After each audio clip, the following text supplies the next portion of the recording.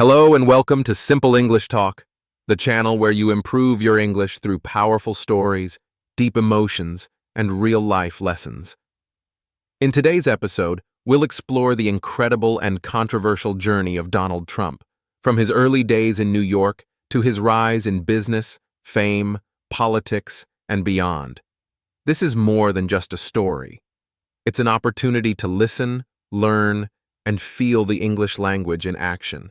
Through real events, emotional storytelling, and thoughtful language you can truly absorb. So, if you're ready to grow your English skills through immersive stories and reflection, make sure to subscribe to Simple English Talk and hit the notification bell so you never miss a lesson that speaks to your mind and your heart. And don't forget, if this video helps you, share it with a friend, a classmate, or someone who wants to learn English just like you. Now, take a deep breath, open your mind, and let's begin the story. Section 1. The Beginning. John Trump entered the world on June 14, 1946, in the quiet borough of Queens, New York. The world he was born into was already shaped by ambition.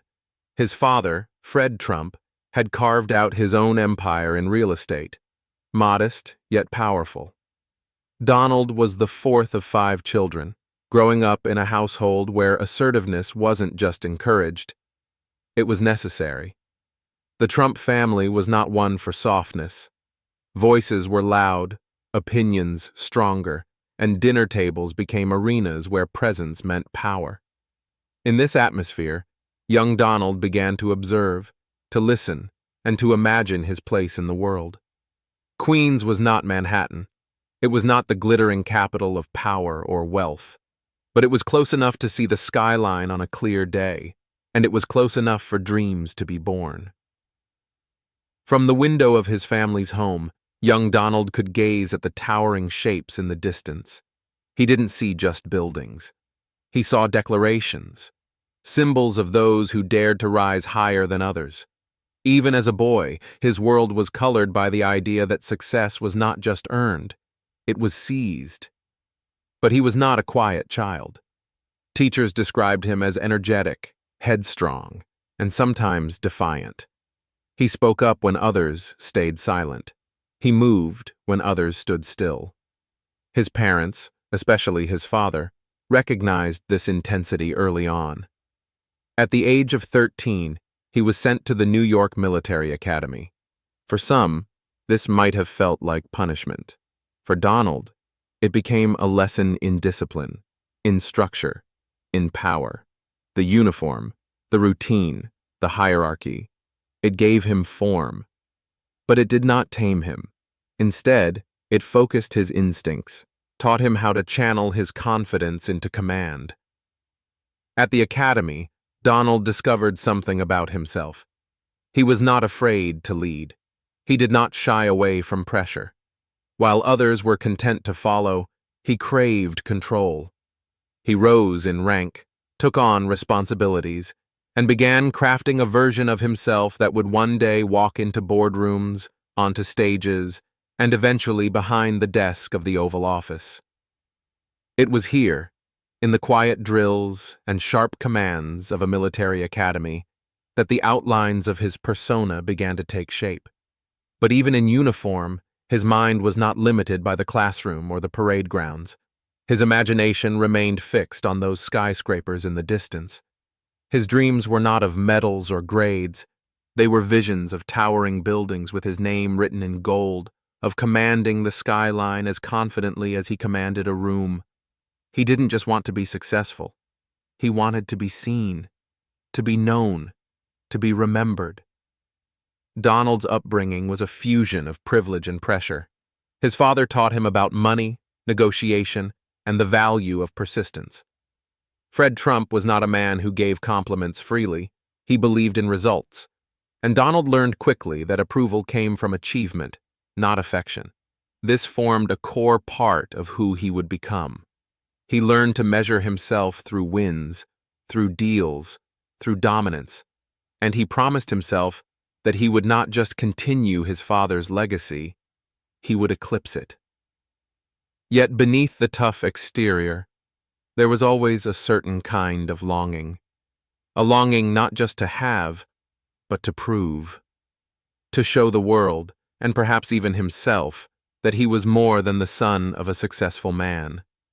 That he was original, powerful, indispensable.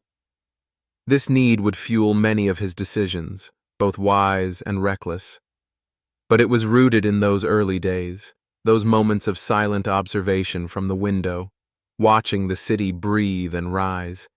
He would later tell stories of how he admired great builders, great leaders, and great risk-takers. He admired boldness, but more than admiration, he desired embodiment. He wanted to become the kind of figure that others spoke of, the kind of man who changed the rules, not followed them. Even as a child, there was a kind of performance in him, a desire to project strength, to mask doubt with boldness, to replace fear with action. By the time Donald Trump graduated from military school, he was no longer just a boy with ambition. He was a young man sharpened by structure, inspired by competition, and intoxicated by the idea of greatness. His story hadn't yet begun in the public eye, but it had already begun within. In the quiet rooms of discipline and the loud echoes of family dinners, in the streets of Queens and the shadows of skyscrapers, a vision had taken root. A vision of more, of higher, of bigger. And somewhere deep inside, the boy who once asked, "Why not me?" was already preparing to answer, "It will be me." Section 2. Rise in Business. After 2 years at Fordham University in the Bronx, Donald Trump made a calculated move. He transferred to the Wharton School at the University of Pennsylvania, one of the most respected business schools in the country. There he studied economics, not for theory but for application. He wasn't fascinated by numbers for their own sake. He was interested in leverage, in capital, in expansion. In 1968, he graduated and walked away, not just with a diploma, but with a mission. He could have stayed on the safe path. His father, Fred Trump, had already built a solid real estate empire focused on middle-income housing in the boroughs outside Manhattan: Queens, Brooklyn, Staten Island. The work was profitable, steady, and respected. But to Donald, it wasn't enough. He didn't want the outer boroughs. He wanted Manhattan. He wanted the heart of the city, the glamour, the lights, the challenge. Joining his father's company gave him structure and resources. But it was clear from the beginning that Donald's vision was different. Fred Trump was practical. Donald Trump was bold. While his father built quietly, Donald wanted to build loudly. And not just buildings. He wanted to construct an identity, a name that meant power. He understood something fundamental about success in America. Perception shapes reality. And if people perceived him as the biggest, the strongest, the most ambitious, he would become exactly that. In the 1970s, Manhattan was not yet the polished hub it would become. Many buildings were empty, neighborhoods were struggling, and banks were nervous. But Donald saw an opening. He wasn't afraid of risk. He saw it as a tool. One of his first major moves was the purchase and renovation of the Commodore Hotel, a decaying structure near Grand Central Station. No one else saw potential there. He did. He negotiated a complex deal with the city, banks, and Hyatt hotels. He convinced all of them that the project would succeed, not through charm, but through relentless conviction. When the Grand Hyatt opened in 1980, it was a triumph. The building gleamed with new life.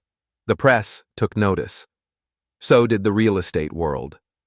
Trump had arrived, not quietly, but loudly, confidently, and with undeniable results. This wasn't just development. It was transformation. He had taken something forgotten and made it iconic. But that was just the beginning. Soon after, Trump began work on what would become his signature project, Trump Tower. Located on Fifth Avenue, one of the most prestigious addresses in the world, the tower was a bold symbol of his ambition. He wanted more than luxury. He wanted spectacle. The building rose to 58 stories, filled with glass, steel, and gold. Inside, waterfalls flowed, marble gleamed, and the Trump name was stamped everywhere. The message was clear. This was not just a place to live or shop. It was a temple to success. Trump Tower wasn't just a building. It was branding. It was identity. Donald understood that people are drawn to boldness. Subtlety might work in textbooks, but not in Manhattan. In business, he believed, you had to be larger than life to matter. He wasn't afraid to speak about money, about winning, about being the best. He didn't whisper his ambition. He broadcasted it. In meetings, he was known for being direct, demanding, and intensely focused. He asked tough questions. He pushed people hard. But he also made decisions quickly. He didn't wait for perfect conditions. He created momentum. That's how he gained attention. That's how he closed deals. Whether people loved or hated his style, they remembered it. And in Trump's world, being unforgettable was an advantage.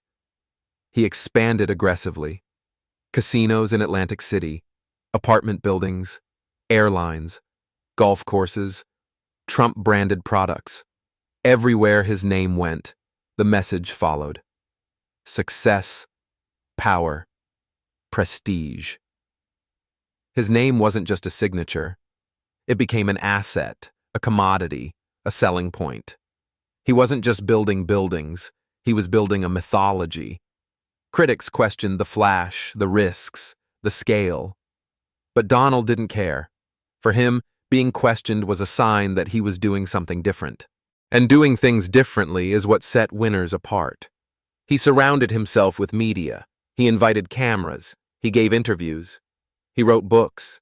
He turned his business into a narrative, and he made himself the main character. He wasn't shy about promoting himself because in his mind, belief, especially self-belief, was currency. Looking back, this era wasn't just about buildings. It was about an attitude, a vision. He looked at a skyline and saw it as unfinished. He looked at risk and saw it as opportunity. He looked at the world and said, "This can be mine." The rise of Donald Trump in the business world was not just about deals and development. It was about branding power. It was about reshaping not just space, but identity. Donald Trump didn't want to be one of many. He wanted to be the one. And he believed that if you wanted the world to see you as unstoppable, you had to act like it from the very start. Section 3. Media and Fame. The 1980s arrived like a neon storm, loud, fast, and bursting with spectacle. It was a decade obsessed with image, with fame, with success made visible. And Donald Trump was made for it. He stepped into the era like an actor onto a stage, knowing exactly where the spotlight would fall. No longer confined to boardrooms and building sites, he began building something far bigger than real estate. A persona. He didn't just want to be rich, he wanted to be seen as rich. Visibly, undeniably, extravagantly.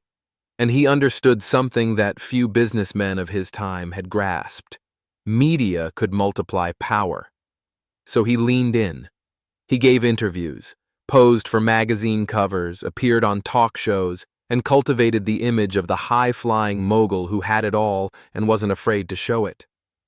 In 1987, he released a book that would become central to his myth, The Art of the Deal. Half memoir, half business guide, it painted Trump as a master strategist, a risk-taker who saw angles others missed. Readers didn't just learn about negotiation. They were invited into the mind of a man who believed in winning. The book soared to bestseller lists. It wasn't just his words that captured attention. It was his confidence. The narrative was clear. Donald Trump knew how to win, and now he was teaching others how to do the same. Around him, the world kept changing. The lines between business and celebrity began to blur. Trump leaned into this confusion and made it work in his favor. He bought casinos in Atlantic City, put his name on everything from vodka to board games, and flirted with ownership of a professional football team. Some of these ventures thrived, others collapsed, but none of it seemed to slow him down. To Donald Trump, the score wasn't always measured in profits. Sometimes, visibility was the win. A failed business still made headlines, a public feud still brought cameras, and every mention of his name, good or bad, kept him in the spotlight. He seemed to understand, long before others did, that in the modern age, being talked about was a kind of power in itself. But perhaps the biggest shift came in the early 2000s. Reality television was exploding. Audiences were no longer satisfied with distant stars. They wanted access, personality, drama. And into this new space stepped Trump, perfectly timed, perfectly cast. He became the host of The Apprentice, a show that mixed corporate ambition with dramatic flair. Each week, contestants competed for a job in his organization, facing challenges and boardroom showdowns. But it was Trump's catchphrase, delivered with a pause, a glare, and perfect timing, that stole the show. "You're fired." Those two words became cultural currency.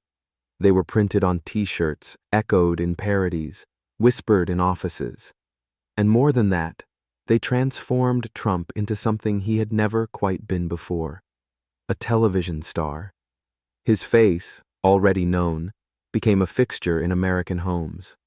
Viewers didn't just watch, they felt like they knew him. They saw his expressions, heard his judgments, and absorbed his authority. Behind the scenes, he remained deeply involved in branding. He understood what worked: gold, marble, bold fonts, and bigger-than-life promises. The Trump image was everywhere. He wasn't just a businessman anymore. He was an icon, larger than his wins, untouched by his losses, defined by his visibility. Yet for every fan, there was a critic. Some saw him as a symbol of excess, of ego, of vanity dressed up as vision. Others admired his drive, his fearlessness, his refusal to shrink. Love or hate him, no one looked away. That, it seemed, was part of the plan. In the world of fame, neutrality is a kind of invisibility. And Donald Trump never wanted to be invisible. There was a strange magic to his public presence. He could fail in one area and triumph in another. He could be mocked and still command attention. He could polarize and still expand his reach. While other public figures faded, he remained, never quite where people expected, but always where people were watching. His fame was not accidental. It was crafted, tested, and refined. He knew that in a world that moved fast and forgot quickly, you had to stand out. He dressed in sharp suits, spoke in bold statements, and carried himself as though the world was his for the taking. In a sense, it was. Because even when his businesses struggled, even when critics grew louder, his name, Trump, never left the conversation. And as the years passed, the question began to shift. It was no longer, what will Trump build next? It became, where will he go next? He had climbed from real estate into media, from businessman to celebrity. And in doing so, he had blurred the lines between private ambition and public narrative. Some wondered if this was the final act. But for those watching closely, it was clear. The story wasn't ending. It was just changing shape. Section 4. The political shift. The year was 2015. The political stage was familiar. The players expected.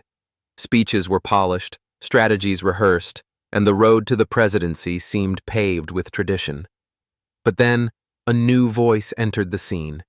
One that did not speak like a politician. One that didn't try to please everyone. One that didn't ask permission.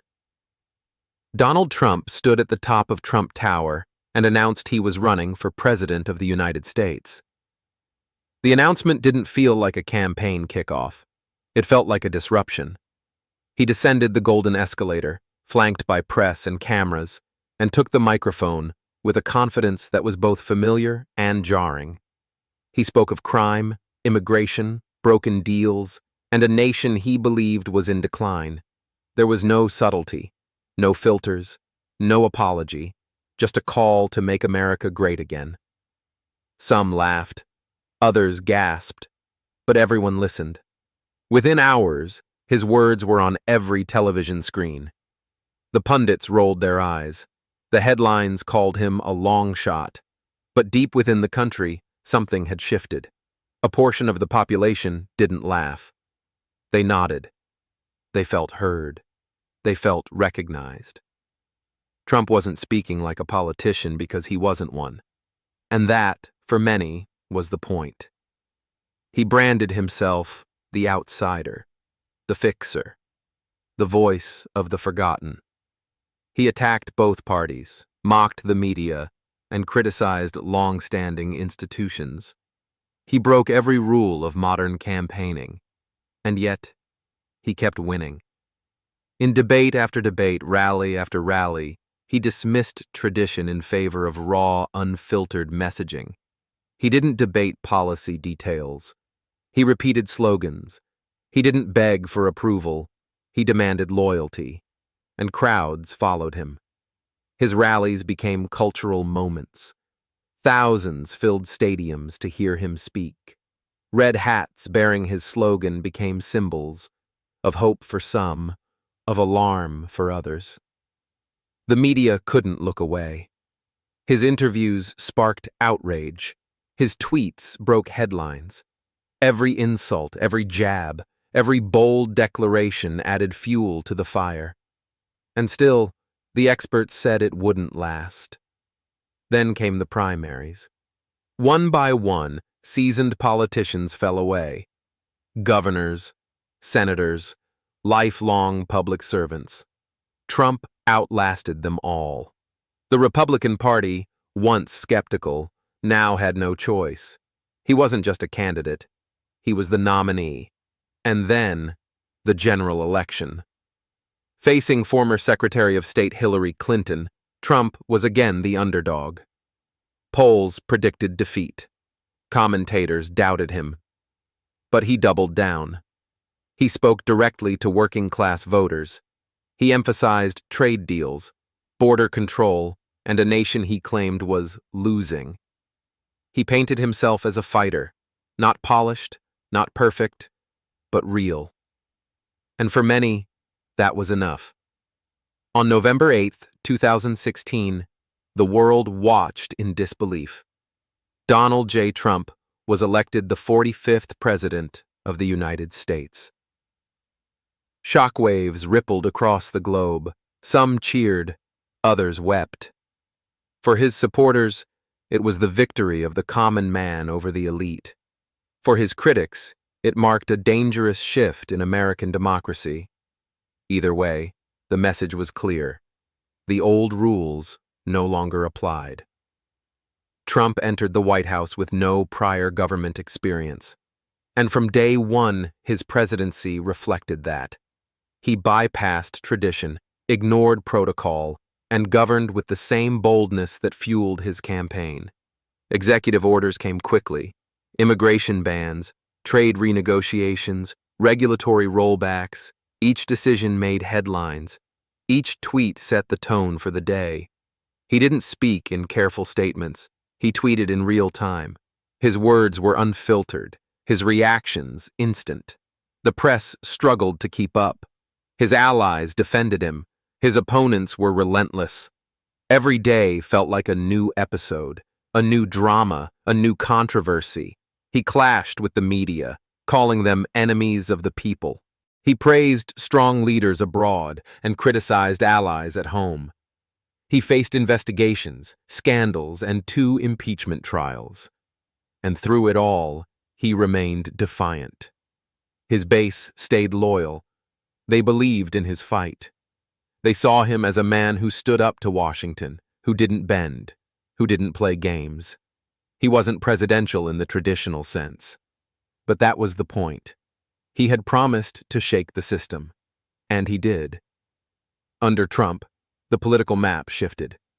States that had once leaned blue turned red. Voter turnout surged. Debates became battles. News became war. Families divided. Friendships strained. America had always been a nation of differences. But under Trump, those differences felt like deep lines in the ground. He didn't create the divisions, but he magnified them. He thrived in the chaos. He owned it. For better or worse, he transformed the role of president. Not just the policies, the persona. He didn't inherit the stage. He stole it. And for 4 years, he made sure the spotlight never moved. Section 5. Challenges and controversies. The presidency of Donald Trump did not settle into the rhythm of normalcy.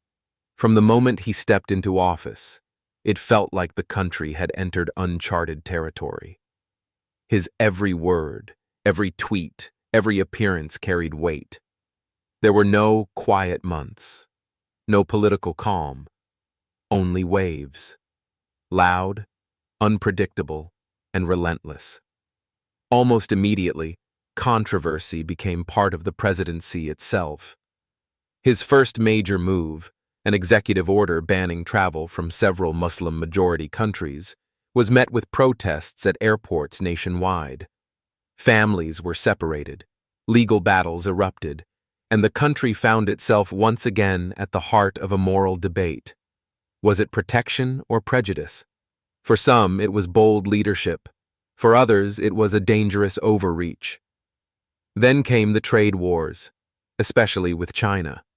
Tariffs, threats, and renegotiations became part of a new global strategy. Some praised him for standing up to foreign powers. Others warned of long-term damage. Markets shifted. Farmers worried. Allies hesitated. And through it all, Trump remained unmoved, sure in his vision, certain in his voice.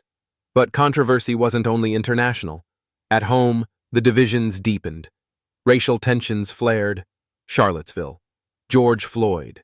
The Black Lives Matter movement rose in power and pain, met with both solidarity and hostility. Trump's responses were seen as dismissive by many, decisive by others. In moments that demanded healing, his words often stoked fire. And yet, to his followers, he was a fighter, a man unafraid to say what others wouldn't, a man unwilling to bend to pressure. Twice, he faced impeachment.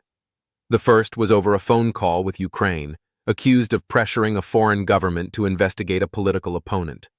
The second, after his presidency, was for inciting an insurrection. In both cases, he was acquitted. In both cases, the nation was torn. But it was 2020 that would become the darkest chapter. The COVID-19 pandemic swept across the world. In the United States, hospitals filled, streets emptied. Fear settled into homes. Lives were lost. Entire systems were tested. And so was leadership. Trump's approach to the pandemic drew sharp criticism. He downplayed the virus early on, resisted mask mandates, and clashed with public health officials. He held rallies while others canceled gatherings. He dismissed scientists, questioned statistics, and fought with governors. Some saw his stance as a defense of freedom. Others saw reckless indifference. When he contracted the virus himself in October, the nation held its breath.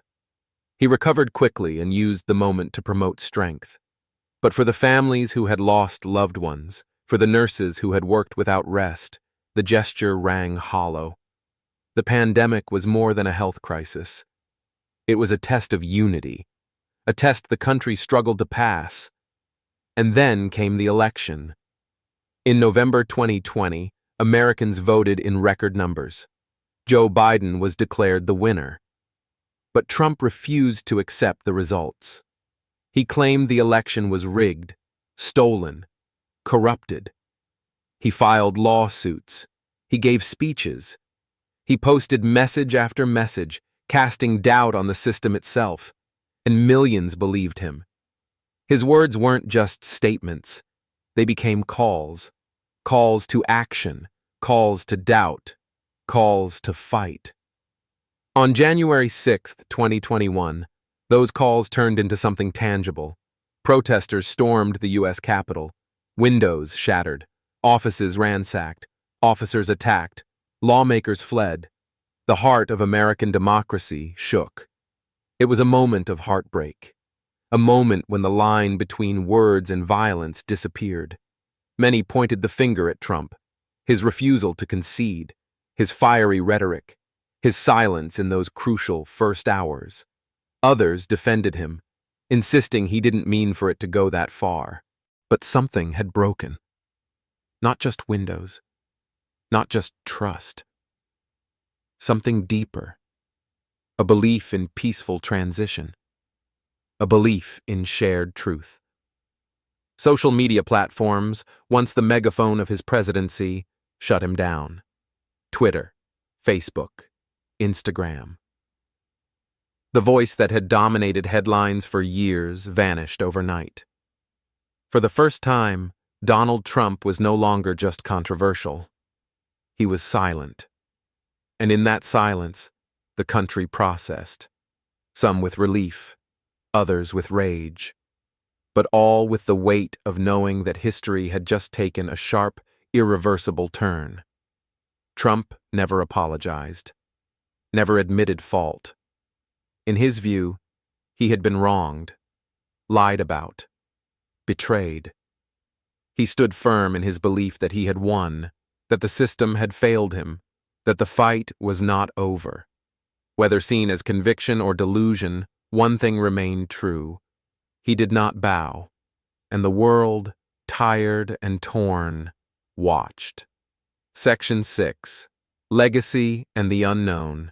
History rarely offers simple conclusions, and Donald Trump's story, full of power, noise, and contradiction, is no exception. He left the White House, but not the stage. Even now, he fills stadiums with his words. His supporters wear red hats with pride. His critics raise signs in protest. The nation remains split, divided in opinions, united only in the fact that he changed something deep and permanent. He wasn't just a politician. He became a symbol. For many, he represented a rebellion against elites, against the media, against systems they believed had forgotten them. He spoke their language, not polished, not cautious, but raw and familiar. In Trump, they saw someone who didn't back down, someone who said what others were afraid to, someone who made them feel seen. But for others, he represented danger, a disruption of norms, a disregard for facts, a figure who emboldened division and anger, a man who seemed to tear at the threads holding democracy together. And yet, this contrast is what makes his legacy so difficult to define. Because Donald Trump didn't just live through history, he bent it around him. He reshaped the Republican Party. He brought new voices into politics, some hopeful, others hostile. He turned every press conference into a performance, every tweet into a headline, every silence into suspense, and every decision into a storm. Even now, long after his presidency ended, the country talks about him, debates him, waits to see what he'll do next. He releases statements, hints at another run, appears on news programs, on stages, in courtrooms. His shadow stretches far across the political landscape. But beyond the noise, beyond the politics, there is still the boy from Queens, the one who once looked at the Manhattan skyline and believed he belonged there. The man who believed success was something you grabbed, not something you waited for. The dreamer who turned his name into a brand, his brand into a movement, and his movement into history.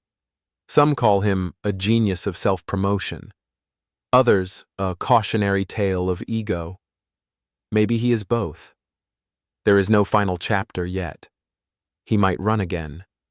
He might fade. He might build something new, or break something old? No one knows. What we do know is this: he made people listen. He forced them to look at the system, to question it, to argue about it. He didn't ask for silence or obedience. He asked for attention, and he got it. And perhaps, in the end, that was his greatest talent: to make the world stop and look. But what happens when the spotlight moves? When the noise fades? History will decide what kind of leader he was, what kind of legacy he leaves. Some books will praise him. Others will warn against him. But no book will ignore him. Donald Trump has been many things: a builder, a brand, a performer, a president, a man whose story is still being written in bold strokes and sharp contrasts. His life teaches us about ambition, about the cost of power, about the power of belief, whether right or wrong.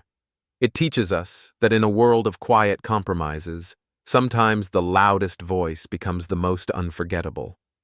And so, we return to the image of that young boy from New York, standing beneath steel towers and city lights, dreaming big. Maybe too big, maybe just big enough. That dream carried him across decades, through boardrooms, spotlights, and battlefields of politics. It carried him to the most powerful office in the world, and then out again. But it never left him, because dreams like his don't retire. They evolve. He remains a mystery in motion, a question mark at the end of a long sentence. And maybe that's the real story: not the presidency, not the controversies, but the unknown that still lingers.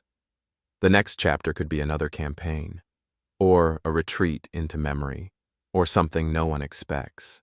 Whatever it is, it will be watched.